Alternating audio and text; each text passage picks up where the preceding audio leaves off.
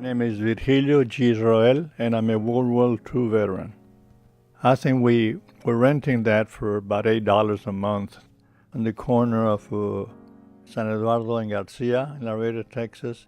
Two or three of the kids slept on the floor, on a mat, one of petates. And my father had a separate small building in the backyard where he had the printing shop. And he published a weekly newspaper called El Fronterizo. My mother and him came from Guerrero in 1913. This is my graduation from Martin High School in 1941. And at that time, I was working, pretty much over 60 hours a week, aside from going to school full time. The name of the store was Victor Moran's grocery store. It was a big store. It had a lot of stuff in there.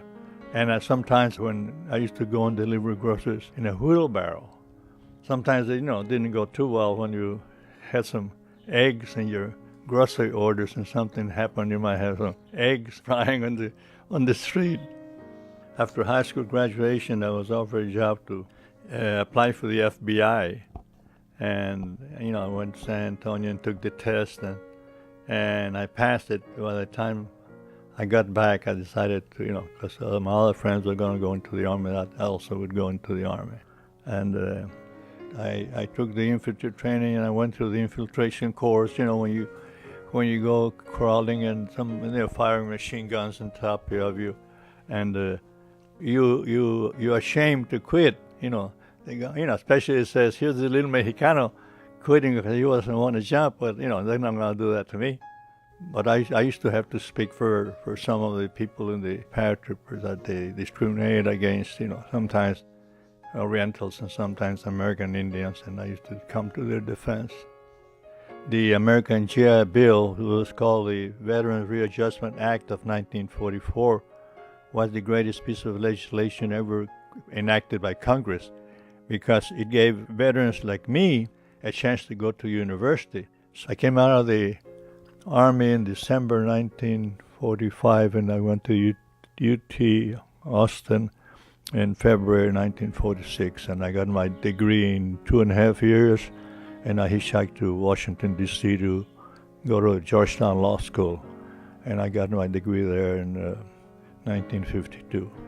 The American GI Forum was an organization formed by Dr. Hector P. Garcia of Corpus Christi. It was an organization that was formed because even after the war, there was still discrimination against Mexican Americans throughout Texas.